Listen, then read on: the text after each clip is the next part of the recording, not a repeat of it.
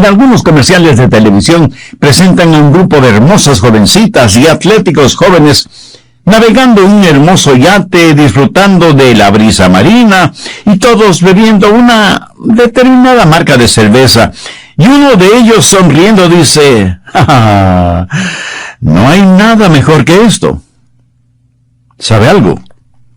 Él tiene razón, porque todo se pone peor. Permítame explicárselo. Ningún comercial de cervezas o licores fuertes jamás muestra a un borracho tendido en el suelo y cubierto de moscas y de basura. Nunca muestran la sala de emergencias de un hospital en donde tratan de salvar la vida de personas atropelladas por conductores manejando sus vehículos bajo la influencia del alcohol. No muestran las vidas arruinadas y los hogares destrozados de aquellos que ahora tienen que usar una silla de ruedas para siempre, debido a que un estúpido borracho lo atropelló con su carro y lo dejó abandonado en la calle o en la carretera. Hace años el doctor Jess Moody de California escribió un artículo que fue publicado en un importante periódico de Los Ángeles. Y voy a leer solo una parte de ese artículo, que dice así: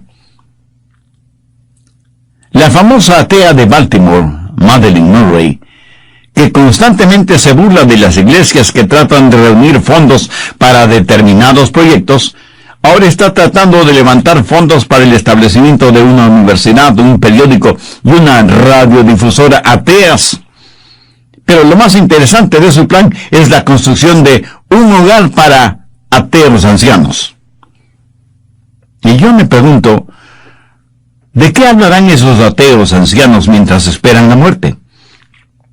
Discutirán de la herencia de moralidad, decencia, integridad y valores espirituales que dejan a sus hijos y nietos. Hablarán del bien que el ateísmo ha hecho al mundo en lo que a hospitales y orfelinatos se refiere. Podrán hablar de la elevación de la dignidad de los seres humanos debido al ateísmo, o de la distribución masiva de literatura decente y edificante, o de la contribución del ateísmo al bienestar general de los seres humanos. Cuando el sol vaya desapareciendo del horizonte de sus vidas y los temas de conversación se hayan agotado, ¿puede un ateo contemplar con gozo su futuro? Los ateos nunca en realidad mueren, simplemente se van al infierno. Mi amigo, Satanás da lo mejor al principio, pero da lo peor al final. En contraste, Jesús da lo mejor al final. En una fiesta de bodas, Jesús convirtió el agua en vino, y el maestro de ceremonias dijo: pues no entiendo esto. Por lo general se sirve el mejor vino primero, pero aquí se sirve el mejor vino al final. Pero eso es lo que Jesús hace siempre. Con Jesús todas las cosas se vuelven mejor y mejor. Con Jesús, si el principio es bueno, el final será mejor. El salmista está diciendo que lo que tiene ahora es bueno. Ciertamente el bien y la misericordia me seguirán todos los días de mi vida. ¿Lo ve? Lo que tenemos ahora, por supuesto que es bueno, pero lo mejor está por venir. Y en la casa de Jehová moraré por largos días.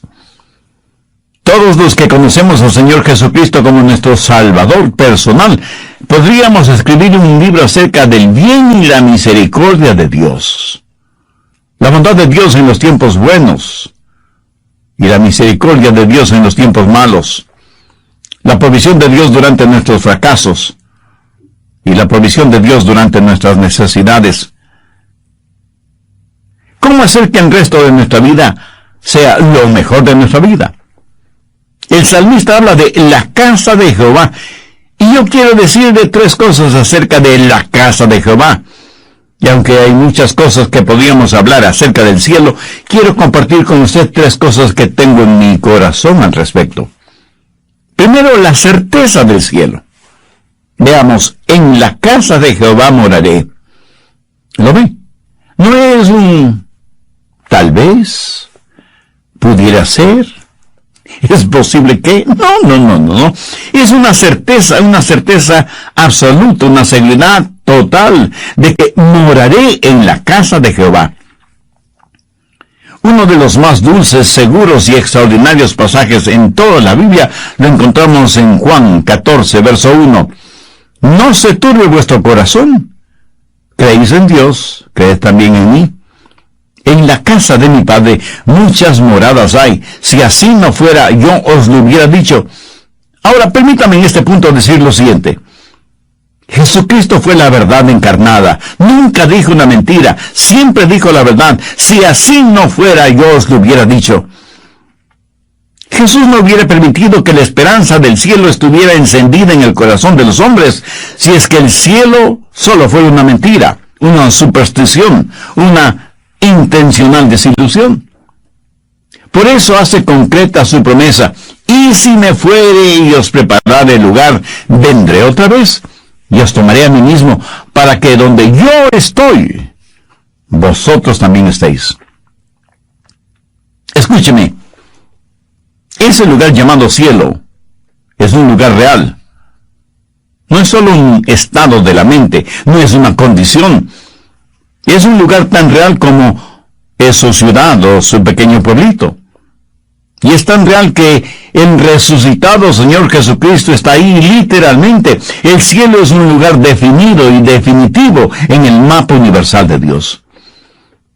Cuando hablamos del cielo, por lo general hacemos referencia a que se encuentra arriba. Por esta razón muchas veces la gente no cree en la Biblia y se ríe de nosotros y de nuestra cosmología, porque decimos que el cielo está allá arriba, en alguna parte del universo. Ahora preste atención a lo siguiente. Una persona en el Polo Norte señala hacia arriba y dice que el cielo está allá arriba. Pero otra persona en la Antártida, o sea, el Polo Sur, señala hacia arriba y dice que el cielo está arriba, en alguna parte del cosmos. Pero la persona en el Polo Sur, en relación con la persona en el Polo Norte, está señalando hacia abajo cuando dice que el cielo está arriba. Un poco confuso el asunto, ¿verdad? Bueno, no tanto. Todo depende en qué parte del planeta usted esté. Por ejemplo, ¿se ha preguntado alguna vez en dónde comienza y en dónde termina el este y el oeste? Si camino hacia el oeste a mi espalda, automáticamente estará el este. Pero si doy media vuelta, aunque no haya dado ni un solo paso, estaré mirando hacia el este y automáticamente el oeste estará a mis espaldas. ¿Lo entendió? Bueno, yo tampoco. Mi amigo, los escritores bíblicos fueron inspirados por el Espíritu Santo de Dios. Y cuando ellos escribieron acerca de la encarnación de Jesús y de sus sufrimientos y de su muerte y de su resurrección y de su ascensión al cielo, la Biblia sabe lo que está diciendo porque es la palabra de Dios. Ahora tal vez les sorprende el saber que la Biblia habla del cielo como si estuviera al norte, o sea, arriba.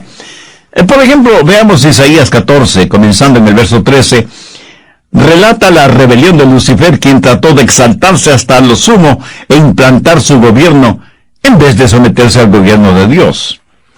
El verso 13 dice: tú que decías en tu corazón, subiré al cielo, en lo alto junto a las estrellas de Dios levantaré mi trono. Note que hay un lugar que está arriba de las estrellas de Dios. Y en el monte del testimonio me sentaré a los lados del norte.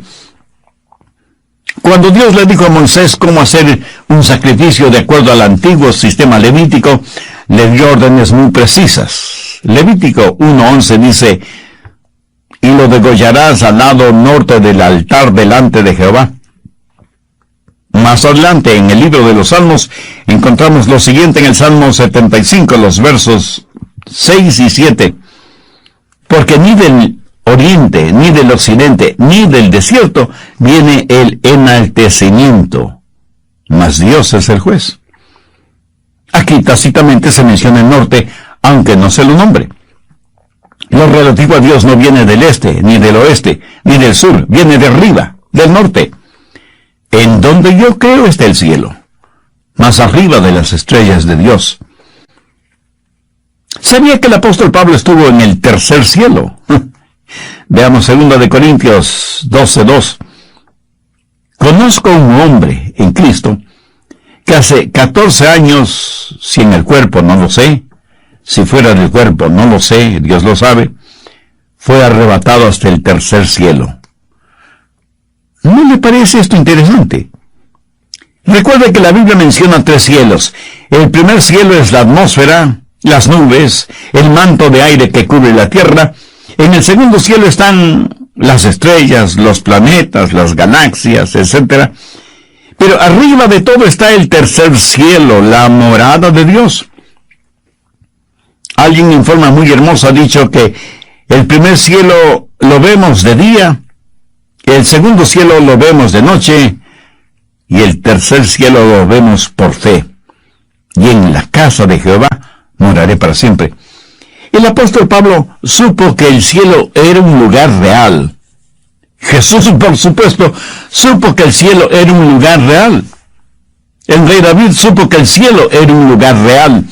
Y cuando un cristiano o cristiana muere, su destino eterno es el cielo. Cuando los días de mi vida o de su vida lleguen a su término, y ninguno de nosotros sabe cuándo sucederá eso, tengo la absoluta seguridad de que iré al cielo. ¿Y qué de usted? Por favor, busque 2 de Corintios 5:6.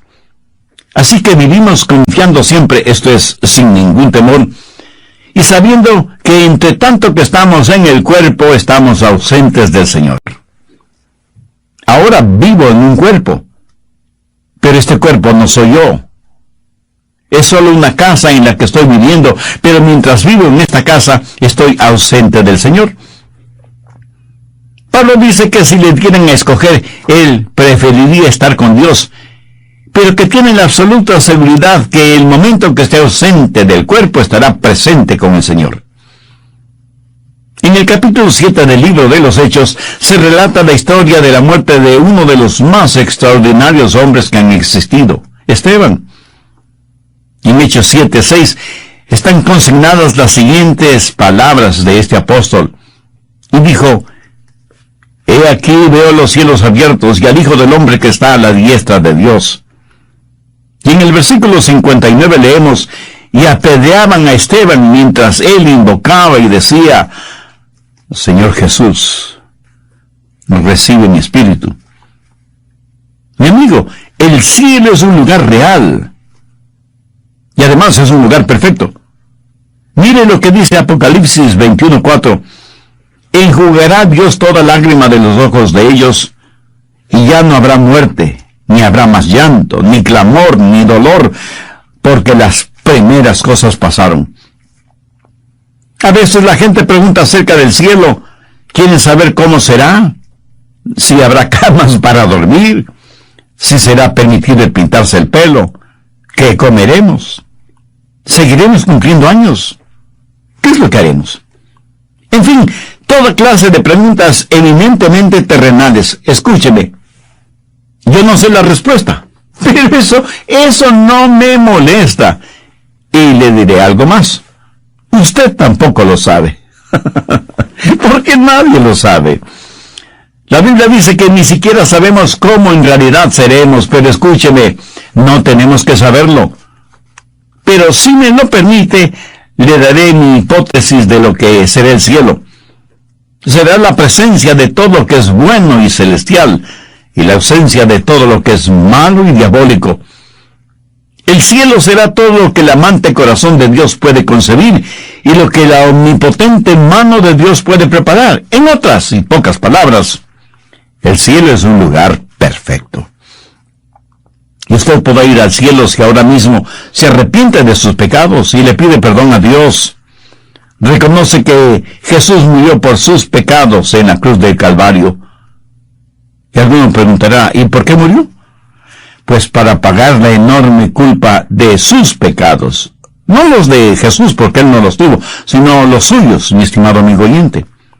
y para limpiarle y sanarle espiritualmente, para sanarle emocionalmente. Por eso, invita al Señor Jesucristo a morar en su corazón como Salvador y Señor. Pídale que le haga la persona que Él quiere que usted sea. Pídale que le haga un instrumento útil y de bendición, y que le dé la fuerza espiritual y emocional para nunca avergonzarse de Cristo ni de su palabra, y que usted mismo no sea una vergüenza para Jesús y para el Evangelio, a pesar de las circunstancias o a pesar de las consecuencias. Y todo esto, pídalo con gratitud, en el nombre de Jesús. Por favor, busque Apocalipsis 7:15. Por eso están delante del trono de Dios y le sirven de noche y de día en su templo. Creo que cada uno de nosotros, sus siervos, debe servir al Señor Jesucristo con más poder, más lágrimas, más unción y más dedicación para darle a Dios la gloria. Pero tenemos esta naturaleza pecaminosa que nos sujeta, que nos detiene. Pero uno de estos días le serviremos a Dios como nunca antes lo hemos hecho.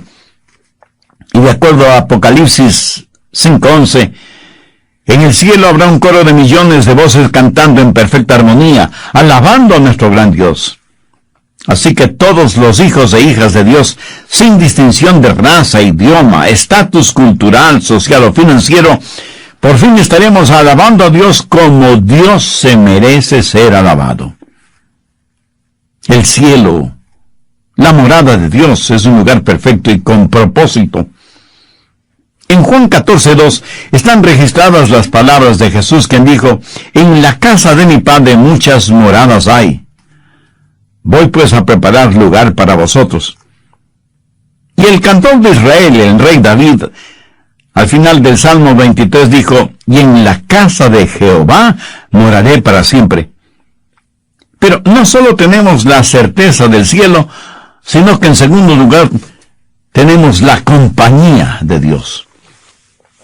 Cuando David dijo: «En la casa de Jehová moraré por largos días», o para siempre, no está haciendo referencia a un edificio terrenal, perecedero, sino a las mansiones eternas en el cielo, en donde todos los santos de todas las edades estarán juntos, hermanos y hermanas en Cristo. Se cuenta que alguna vez el gran escritor Mark Twain sarcásticamente dijo: «Me gustaría ir al cielo por su clima, pero al infierno por su sociedad». No, mi amigo, eso no es así. Personalmente yo prefiero ir al cielo por su clima y por su sociedad. ¿Reconoceremos a nuestros seres amados en el cielo? Por supuesto. De hecho, ese será el lugar en donde les conoceremos verdaderamente. El rey David tuvo un pequeño que primero se enfermó y luego murió. Pero mientras su hijo estuvo enfermo, y quiero que entienda bien esto, mientras su hijo estuvo enfermo, David ayunó, oró, lloró, e imploró a Dios por la vida de su hijito. Cosa extraña, cuando el niño murió, David se arregló, ungió su cuerpo, se alimentó. Este relato bíblico se encuentra en 2 de Samuel, capítulo 12, los versos del 20 al 23. Entonces David se levantó de la tierra y se lavó y se ungió y cambió sus ropas y entró en la casa de Jehová y adoró. Después vino a su casa y pidió, y le pusieron pan y comió. Y le dijeron sus siervos: ¿qué es esto que has hecho? Por el niño viviendo aún ayunabas y llorabas, y muerto él, te levantaste y comiste pan. Y él respondió: viviendo aún el niño, yo ayunaba y lloraba, diciendo: ¿quién sabe si Dios tendrá compasión de mí? Y vivirá el niño. Mas ahora que ha muerto, ¿para qué he de ayunar? ¿Podré yo hacerle volver? Yo voy a él, mas él no volverá a mí. ¿Tiene usted a un hijito en el cielo? Mi esposa y yo tenemos uno, Felipe, y estamos seguros que lo veremos en el cielo. Y esto, mi amigo, no es sentimentalismo, esto es una verdad bíblica. Escuché la historia de un pastorcito que con su rebaño llegó a orillas de un turbulento río, pero era evidente que las ovejas estaban nerviosas ante la perspectiva de cruzar esas torrentosas aguas. Entonces el pastor tomó a un pequeño corderito, lo puso amorosamente entre sus brazos, cruzó con mucho cuidado el río y puso al corderito seguro en la otra orilla. Mientras tanto, papá oveja y mamá oveja, en la otra orilla, vieron cómo el pastor había atravesado las aguas, llevando en sus brazos a su corderito, y aunque nerviosamente comenzaron a cruzar el río, seguidos por el resto del rebaño, y llegaron, sí, completamente mojados y con frío, llegaron a la seguridad de la otra orilla. Amigo, pienso que muchas veces Dios, en su infinita misericordia, toma un pequeño corderito del rebaño y lo lleva en sus brazos hasta el otro lado del río, como lo hizo con el pequeño hijo de David. De acuerdo, nosotros no entendemos todos los misterios de Dios, pero sí estamos seguros de una cosa: al otro lado de las frías aguas de la muerte, hay un lugar preparado por Dios mismo, en donde nos encontraremos con nuestros seres amados, si es que todos hemos aceptado a Cristo como nuestro Salvador personal. En el monte de la Transfiguración, cuando Elías y Moisés aparecieron con el Señor Jesucristo, Elías y Moisés habían muerto cientos de años atrás y habían ido al cielo. Y Dios les permitió estar presente con Jesús en esta oportunidad y en ese lugar. Y los discípulos estuvieron ahí en el monte de la Transfiguración. Ahora, recuerde que los discípulos, por supuesto, nunca habían visto a Moisés o a Elías. Y sin embargo, aunque ellos jamás habían visto una fotografía de ellos, los reconocieron. Elías era Elías, y Moisés era Moisés, con sus propias personalidades. El cielo es un lugar real y será habitado por gente real que reconocerá a los suyos inmediatamente. Moisés estará allí y será emocionante el hablar con él acerca de su experiencia en el desierto o al cruzar en seco el Mar Rojo. David estará allí y estoy seguro que desearemos escuchar su relato de su pelea contra el gigante Goliat. José estará ahí y le preguntaremos cómo se sintió siendo judío, el tener tanta autoridad en la tierra de Egipto. Y el apóstol Pablo estará allí. ¿Cómo le gustaría a usted escucharle razonando las motivaciones que tuvo para escribir las cartas a los romanos, los corintios, los efesios, etc.? Y en el cielo veremos al anciano apóstol Juan explicando los misterios del Apocalipsis. En el cielo, por fin, seremos conocidos y conoceremos a los otros, tal como son y como somos. Sabremos los misterios de Dios cuando los libros sean abiertos y cuando el Cordero se siente en el trono.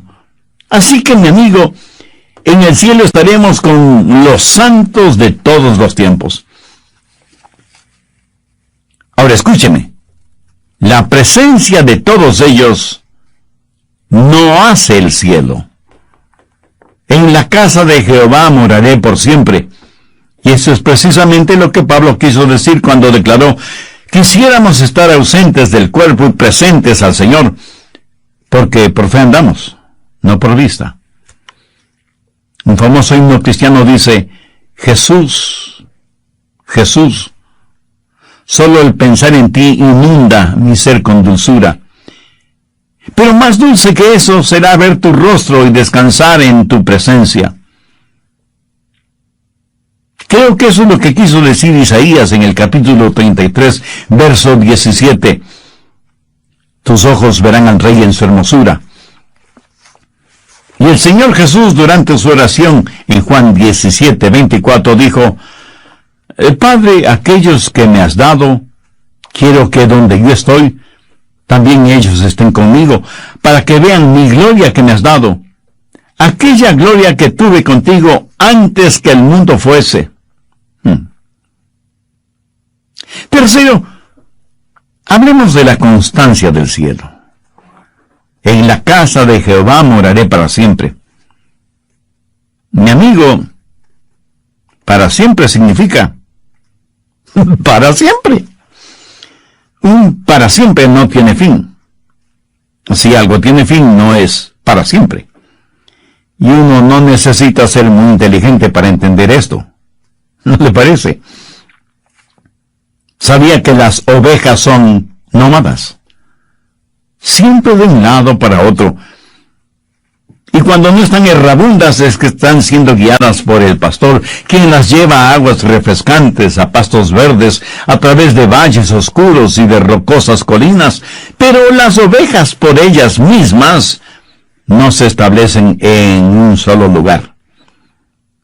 La intención de Dios no es que nos establezcamos aquí en la tierra, porque el mundo no es nuestro hogar. Como hijos de Dios, aquí solo somos peregrinos. En Hebreos 11:8 leemos: por fe Abraham, siendo llamado, obedeció para salir al lugar que había de recibir como herencia. Escuche la siguiente frase: y salió sin saber a dónde iba. Por fe Abraham peregrinó hasta llegar a la tierra prometida. Y así por fe, nosotros estamos viajando hacia nuestra tierra prometida, que es el cielo.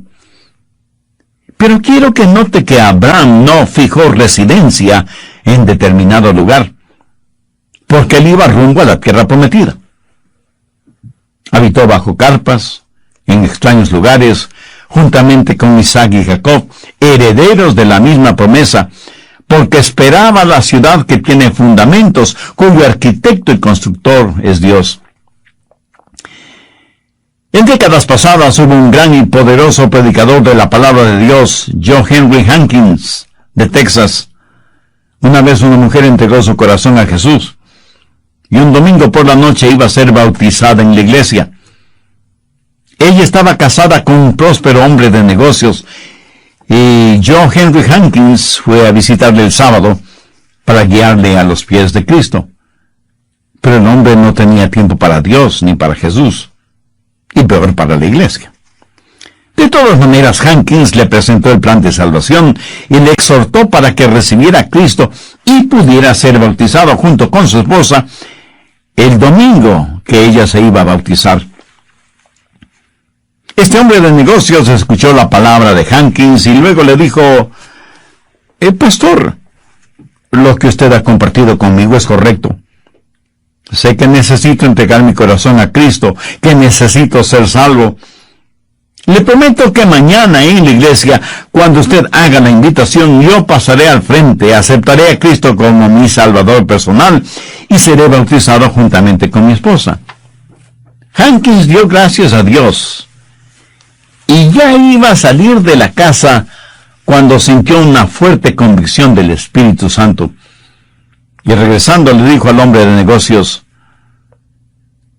si está listo para hacer esa decisión mañana, ¿por qué no hacerla ahora mismo? Y mañana en la iglesia comparte su testimonio con todos. Además, permítame compartir lo que Pablo dice en 2 Corintios 6:2. He aquí ahora el tiempo aceptable. He aquí ahora el día de salvación.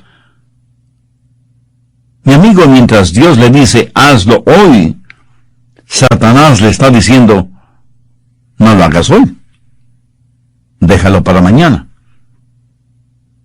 ¿A quién va a escuchar usted hoy? Y el hombre de negocios le contestó: pastor, he estado escuchando a Satanás por mucho tiempo, y lo único que me ha dado es miseria espiritual, así que voy a escuchar a Dios. Y poniéndose de rodillas, entregó su corazón a Cristo y dijo: mañana daré mi testimonio en la iglesia y luego me bautizaré junto a mi esposa.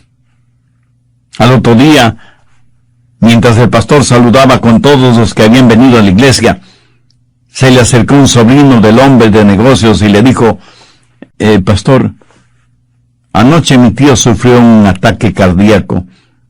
Está en casa bajo cuidados médicos.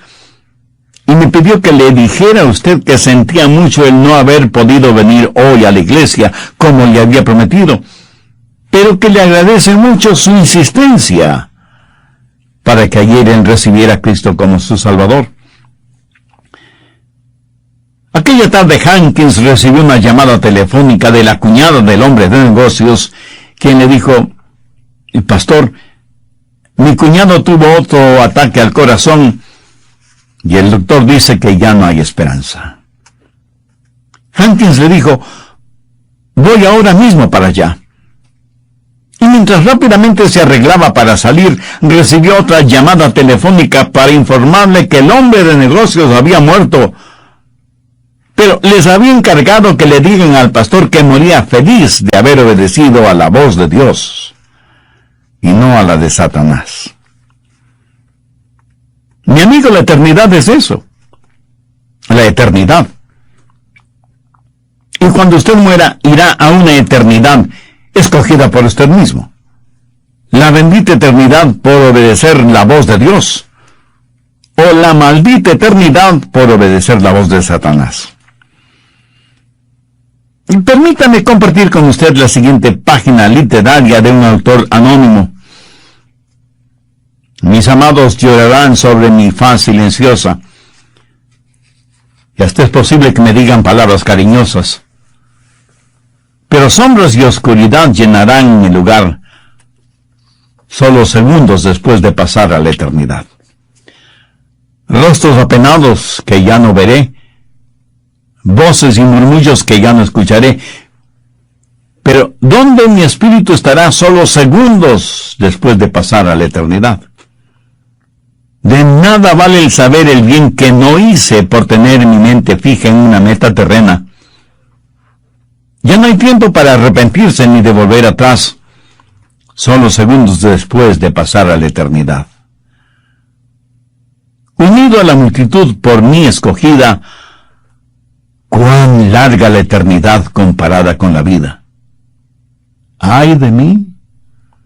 Si mi alma estuvo equivocada, tendré toda la eternidad y no podré hacer nada. Jehová es mi pastor, y en la casa de Jehová moraré para siempre. Si usted muriera ahora mismo, iría al cielo. ¡Ay de mí! Si mi alma estuvo equivocada, tendré toda la eternidad y no podré hacer nada. ¿No quisiera usted abrir su corazón a la verdad bíblica que dice: he aquí ahora el tiempo aceptable, he aquí ahora el día de salvación? Mi apreciado amigo, si usted quiere recibir al Señor Jesucristo en su vida, si quiere que sus pecados le sean perdonados, si quiere ser salvo, permítame orar por usted, para que su corazón sea sensible a la voz de Dios por medio del Espíritu Santo. Dios le ama y quiere salvarle. Si desea, bien puede repetir conmigo la siguiente sencilla oración. Mi oración será únicamente para guiarle, pero usted ore, use sus propias palabras. Dígalas en voz alta o en voz baja, o silenciosamente si así lo prefiere, pero dígalas con sinceridad, honestamente, con fe y depositando toda su confianza en Dios. Ore conmigo de la siguiente manera. Querido Dios, gracias por amarme con un amor que es imposible entender o describir desde el punto de vista humano. Gracias por haber enviado a tu unigénito Hijo Jesús para que muera en mi lugar en la cruz, para pagar la deuda de mis pecados.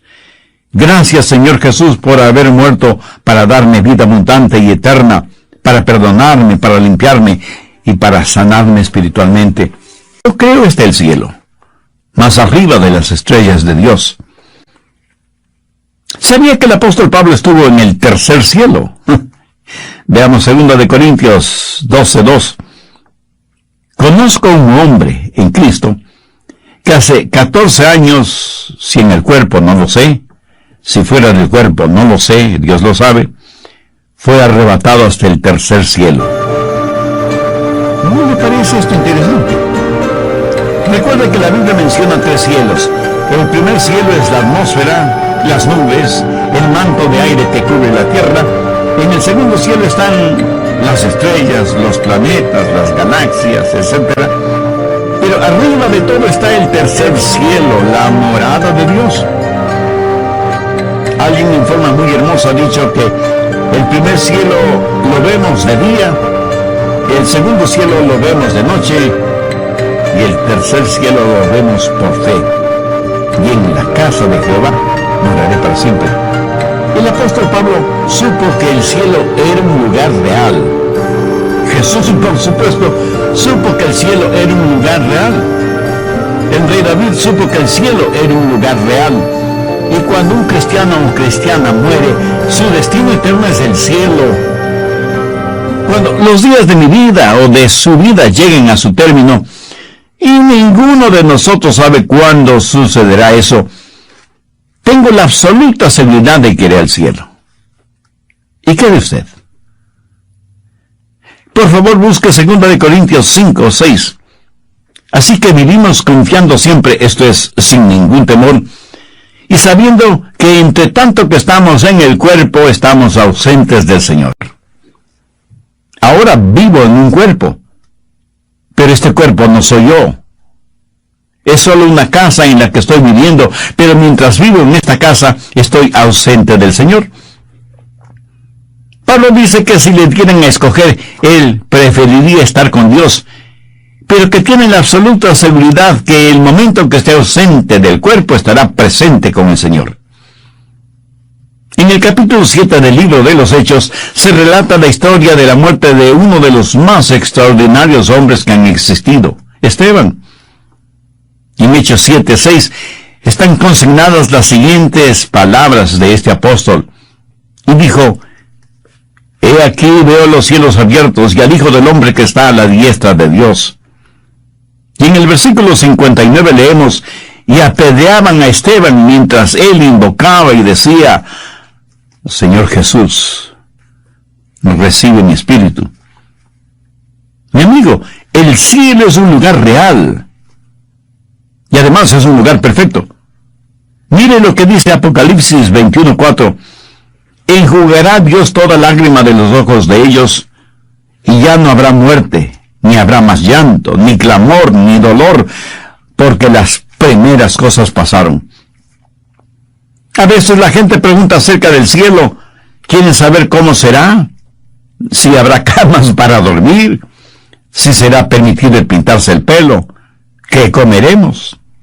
¿Seguiremos cumpliendo años? ¿Qué es lo que haremos? En fin, toda clase de preguntas eminentemente terrenales. Escúcheme, yo no sé la respuesta, pero eso no me molesta. Y le diré algo más. Usted tampoco lo sabe. Porque nadie lo sabe. La Biblia dice que ni siquiera sabemos cómo en realidad seremos, pero escúcheme, no tenemos que saberlo. Pero si me lo permite, le daré mi hipótesis de lo que será el cielo. Será la presencia de todo lo que es bueno y celestial, y la ausencia de todo lo que es malo y diabólico. El cielo será todo lo que el amante corazón de Dios puede concebir y lo que la omnipotente mano de Dios puede preparar. En otras y pocas palabras, el cielo es un lugar perfecto. Y usted podrá ir al cielo si ahora mismo se arrepiente de sus pecados y le pide perdón a Dios. Reconoce que Jesús murió por sus pecados en la cruz del Calvario. Y alguno preguntará, ¿y por qué murió? Pues para pagar la enorme culpa de sus pecados. No los de Jesús, porque él no los tuvo, sino los suyos, mi estimado amigo oyente. Y para limpiarle y sanarle espiritualmente, para sanarle emocionalmente. Por eso, invita al Señor Jesucristo a morar en su corazón, como Salvador y Señor. Pídale que le haga la persona que Él quiere que usted sea. Pídale que le haga un instrumento útil y de bendición. y que le dé la fuerza espiritual y emocional para nunca avergonzarse de Cristo ni de su palabra, y que usted mismo no sea una vergüenza para Jesús y para el Evangelio, a pesar de las circunstancias o a pesar de las consecuencias. Y todo esto, pídalo con gratitud, en el nombre de Jesús. Por favor, busque Apocalipsis 7:15. Por eso están delante del trono de Dios y le sirven de noche y de día en su templo. Creo que cada uno de nosotros, sus siervos, debe servir al Señor Jesucristo con más poder, más lágrimas, más unción y más dedicación para darle a Dios la gloria. Pero tenemos esta naturaleza pecaminosa que nos sujeta, que nos detiene. Pero uno de estos días le serviremos a Dios como nunca antes lo hemos hecho. Y de acuerdo a Apocalipsis 5:11, en el cielo habrá un coro de millones de voces cantando en perfecta armonía, alabando a nuestro gran Dios. Así que todos los hijos e hijas de Dios, sin distinción de raza, idioma, estatus cultural, social o financiero, por fin estaremos alabando a Dios como Dios se merece ser alabado. El cielo, la morada de Dios, es un lugar perfecto y con propósito. En Juan 14:2 están registradas las palabras de Jesús, quien dijo: «En la casa de mi Padre muchas moradas hay. Voy pues a preparar lugar para vosotros». Y el cantor de Israel, el rey David, al final del Salmo 23 dijo: «Y en la casa de Jehová moraré para siempre». Pero no solo tenemos la certeza del cielo, sino que en segundo lugar tenemos la compañía de Dios. Cuando David dijo: «En la casa de Jehová moraré por largos días», o para siempre, no está haciendo referencia a un edificio terrenal, perecedero, sino a las mansiones eternas en el cielo, en donde todos los santos de todas las edades estarán juntos, hermanos y hermanas en Cristo.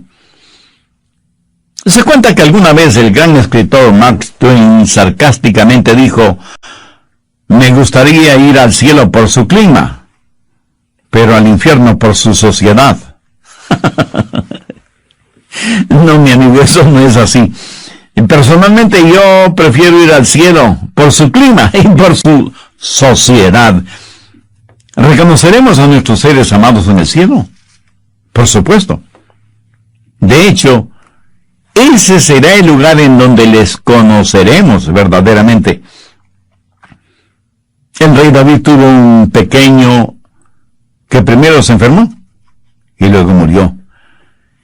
Pero mientras su hijo estuvo enfermo, y quiero que entienda bien esto, mientras su hijo estuvo enfermo, David ayunó, oró, lloró, e imploró a Dios por la vida de su hijito. Cosa extraña, cuando el niño murió, David se arregló, ungió su cuerpo, se alimentó. Este relato bíblico se encuentra en 2 de Samuel, capítulo 12, los versos del 20 al 23. Entonces David se levantó de la tierra y se lavó y se ungió y cambió sus ropas y entró en la casa de Jehová y adoró. Después vino a su casa y pidió, y le pusieron pan y comió.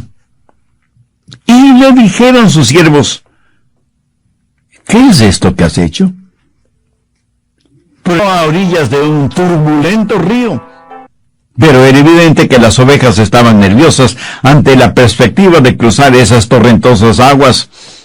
Entonces el pastor tomó un pequeño corderito, lo puso amorosamente entre sus brazos, cruzó con mucho cuidado el río y puso al corderito seguro en la otra orilla. Mientras tanto, papá oveja y mamá oveja, en la otra orilla, vieron cómo el pastor había atravesado las aguas, llevando en sus brazos a su corderito, y aunque nerviosamente comenzaron a cruzar el río, seguidos por el resto del rebaño, y llegaron, sí, completamente mojados y con frío, llegaron a la seguridad de la otra orilla. Amigo, pienso que muchas veces Dios, en su infinita misericordia, toma un pequeño corderito del rebaño y lo lleva en sus brazos hasta el otro lado del río, como lo hizo con el pequeño hijo de David. De acuerdo, nosotros no entendemos todos los misterios de Dios, pero sí estamos seguros de una cosa: al otro lado de las frías aguas de la muerte, hay un lugar preparado por Dios mismo en donde nos encontraremos con nuestros seres amados, si es que todos hemos aceptado a Cristo como nuestro Salvador personal. En el monte de la Transfiguración, cuando Elías y Moisés aparecieron con el Señor Jesucristo, Elías y Moisés habían muerto cientos de años atrás y habían ido al cielo. Y Dios les permitió estar presente con Jesús en esta oportunidad y en ese lugar. Y los discípulos estuvieron ahí en el monte de la Transfiguración. Ahora, recuerde que los discípulos